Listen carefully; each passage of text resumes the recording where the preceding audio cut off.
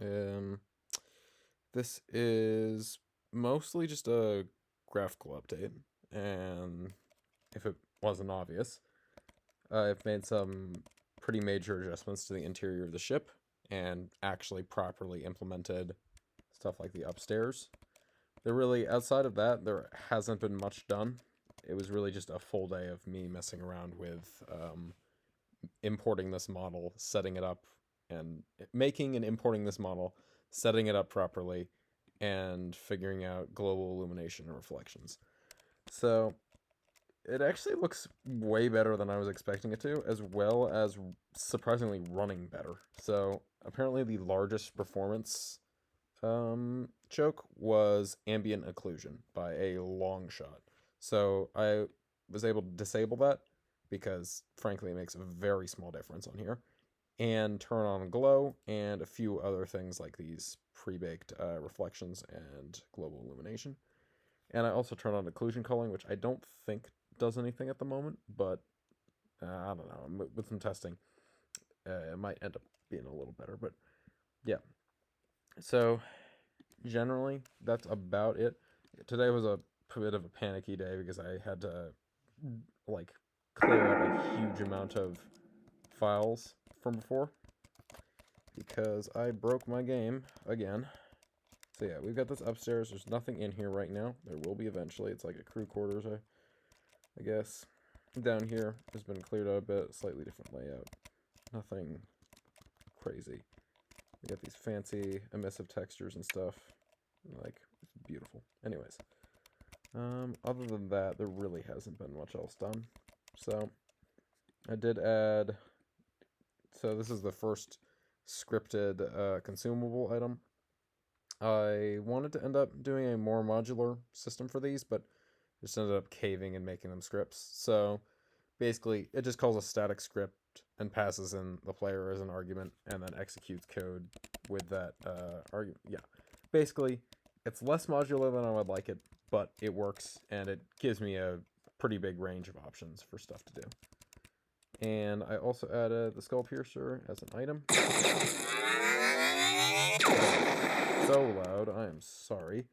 And so this is a gun that I made before when this thing was in Quake-like, and now it's an item as well.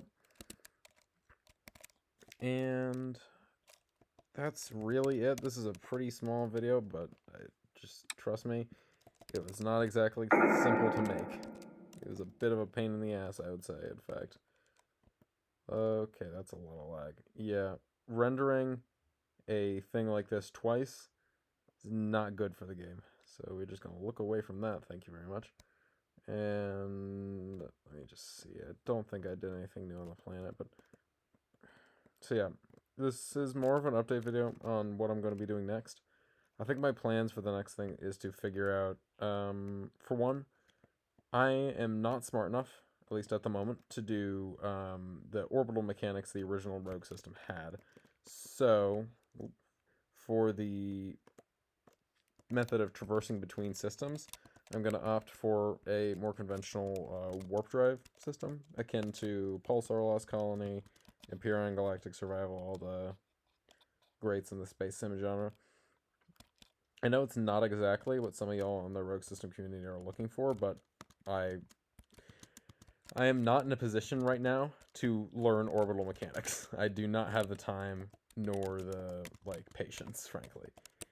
If I ever do end up learning it, I'll probably end up making that an option, like making the warp drive optional, and the orbital mechanics proper transfer systems, like the main method of transportation. But at the same time, the warp drive gives me a bit of a logical reason for why, okay, the warp drive makes it so that I don't have to alienate half the player base who doesn't know much about orbital mechanics, because the navigation system in Rogue System itself, while extremely streamlined and nice to work with, only is streamlined and nice to work with if you've watched a tutorial or done that one in-game tutorial at least a few times, because it is complicated as hell, and each of the options does something that makes very little sense. It's a bit of a pain in the ass. So A one-click warp drive. Okay, it's not gonna be one click. It's gonna be like 16, knowing me. But like a simple warp drive that's not an absolute pain in the ass to work with is probably the route I'm gonna go. And don't sue me, but trust me, it's for the better, at least for now. And if I ever do set up or figure out orbital mechanics, I will definitely want to set them up, because that is something I do kind of like about the original game. So, anyways, as a final note, I also have whipped up a prototype. It's not in the game yet proper. I've also whipped up a prototype for a procedural generation system.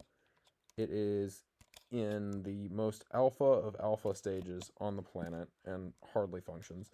But in theory, I should be able to procedurally generate planets. In practice, it probably won't work as easily as I hope it will. But hey, you may or may not see a video on that topic in the future. And if you don't, assume that I scrapped it and replaced it with something else, because I'm really not sure I'm going to do that. I feel like a key thing for this game is to have some sort of procedurally generated systems, but if that's not possible, if that's not feasible, that's okay. Anyways, this has just been me talking at you guys. There's really not much to show here, so I mean, I guess I fixed the O2 station from last time. Like, it's been mostly graphical updates. There's not much interesting, alright? In that case, see you guys later. Bye.